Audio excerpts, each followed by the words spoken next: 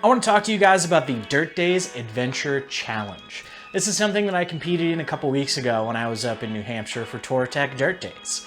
It was absolutely amazing, and this video is going to tell you everything you need to know about it so you can participate next year too. What's up everyone, Matt here, and you're watching TS Moto Adventures. We've got something special for you this year. In addition to all the great guided rides that you're going to really enjoy, we have something called the DirtDaze Adventure Challenge. What it is, it's really a scavenger hunt.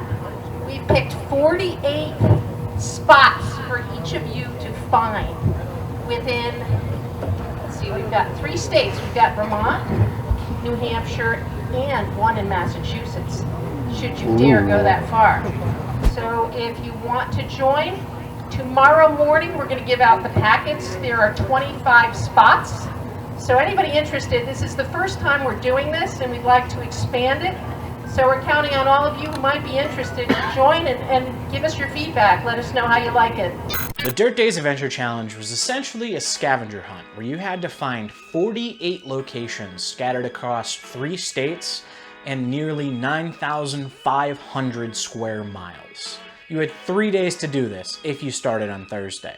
I started Thursday morning, and I'm so glad I did because holy crap, I covered so many miles in this challenge. After I'd gotten myself signed up for the challenge, I got a packet with all of the details. It outlined the rules, all of the locations, and the different bonus points available for each location and category, if there was any. And they also gave me a flag that I needed to include in every picture I took of all of these locations to prove that I was there.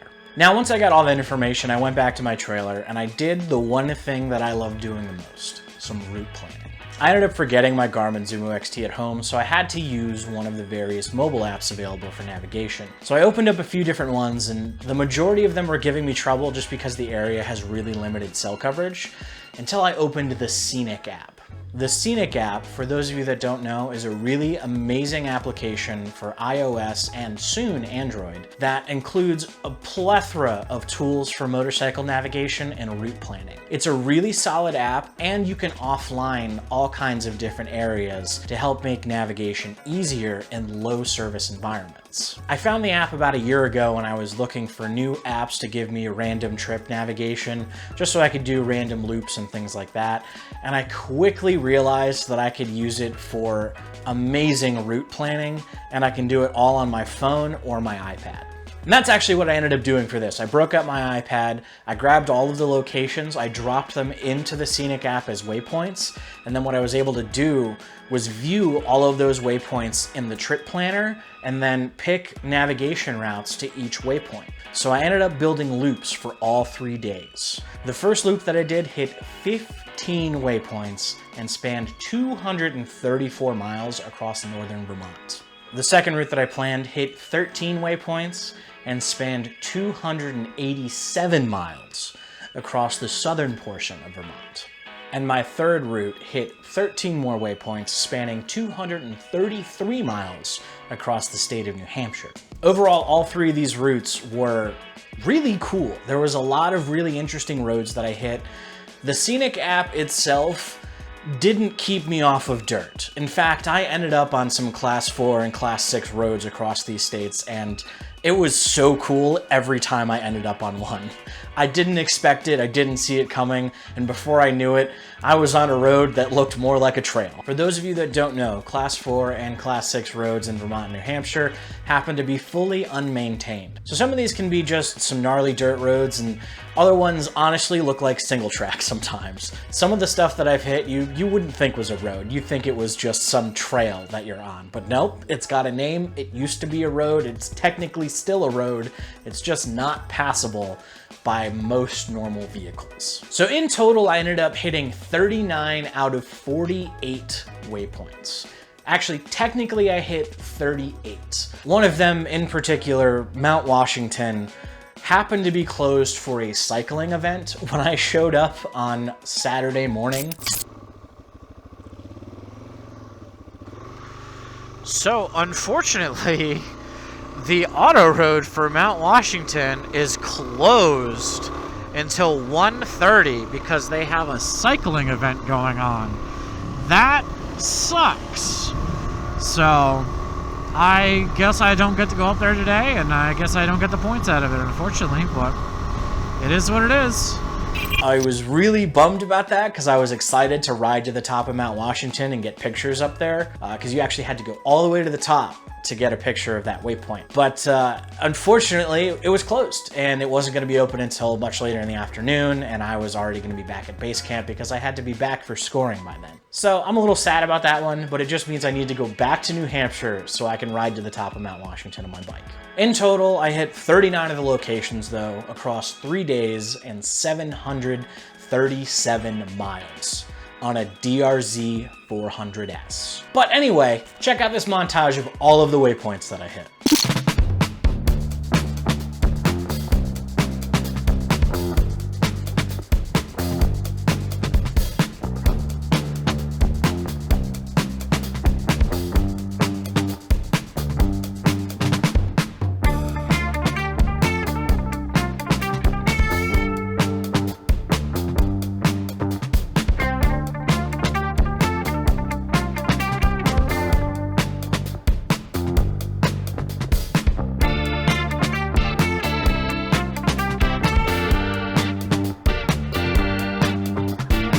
So after my last waypoint, I rode all the way back to base camp. All right, so we are back from our day 3 ride for the DirtDaze Adventure Challenge. We did 231 miles today, bringing our grand total to 737 miles between the last 3 days. That's pretty fucking awesome. I'm really happy with that. It's some good mileage.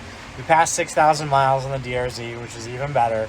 And honestly, it was such a good time. I gotta get my my scoring done. That way we can figure out later tonight who won. From what I heard, there's one other person that's kind of taking this really seriously as well. So I might have some competition, which is awesome. I love it. I'm really excited that this was a thing. Today was such a good day, and it's only like 2 o'clock in the afternoon. And from there, I went to get scored. This was really exciting for me because I had done scoring the day before as well, and I had some really good feelings about it because I was the first one to actually go in and get scored ahead of time.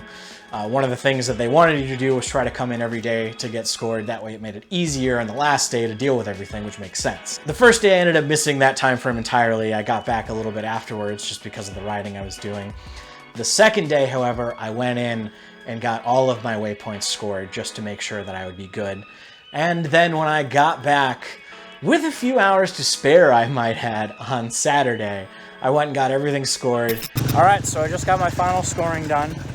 And we'll find out, I think, in like an hour or so what the result is. I'm excited. I'm really excited. I got a really good feeling, guys. But overall, it was really fun. It was really fun. But I had really good feelings after getting scored that last day. And, well, the end result was announced during the closing at DirtDaze where they give away a bunch of stuff. So I was sitting there eagerly waiting to hear who had won. So first place. Okay, but Max was 94 points, they had 93 points, and his name is? Matt Choice. And Matt Choice wins a Aventuro Carbon 2 helmet from Turritech. It's the latest. Woo! Coolest. I needed a new helmet anyway. The best adventure helmet on the market right now. It's the official helmet of Backcountry Discovery Route. And you, my friend, are going to be wearing it very soon. I was so excited to win this thing. I've never done a challenge like this before. I've never competed in anything at all when it comes to riding. So this was like my first thing like that. And it was so much fun. I had such a good time. I got amazing riding in. I got to see cool places that I never thought I would see before. And I won something really awesome. And that's actually this Turritech Aventuro Carbon 2 helmet right here next to me. And I'll pull it out of the box and show it to you. This thing is so nice.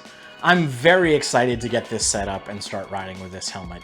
It is ridiculously light, it's ridiculously comfortable, and overall I think this was a phenomenal prize for a challenge like this. As someone who spent over 22 hours in a helmet over 3 days to win this challenge, I'm excited to have a new, really comfortable helmet like this for the next one. Overall, the DirtDaze Adventure Challenge was probably one of the most fun experiences I've ever had while riding. And I'm really sad that more people didn't sign up to do it. In fact, if this sounded fun to you and you're going to DirtDaze next year, I really encourage you to sign up for this challenge. It is absolutely something that you will not regret. You get to see so many cool and awesome little hole-in-the-wall places that people normally don't even think about across these states. And it's always really awesome to explore stuff like that, especially as adventure riders. I genuinely hope that DirtDaze does this challenge again next year because it was one of the best experiences I've ever had. And I'm so excited to be able to participate again next year when I go to DirtDaze. Now, I genuinely want to thank all of the staff and volunteers at DirtDaze for making the rally, this challenge, and everything you all do for the adventure riding community happen. Without you guys and without other events like this, we wouldn't have nearly as much fun stuff to do.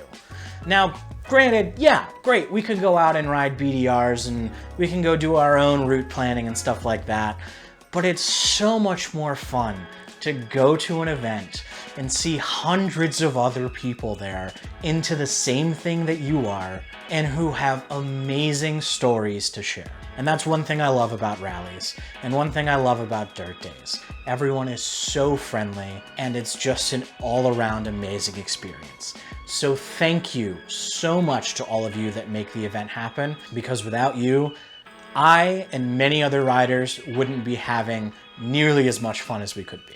Now, that all being said, if you like this video, be sure to hit that subscribe button down below, give me a thumbs up, and ring that notification bell to find out when I release new content. And as always, remember, it's all about the adventure, and ride safe.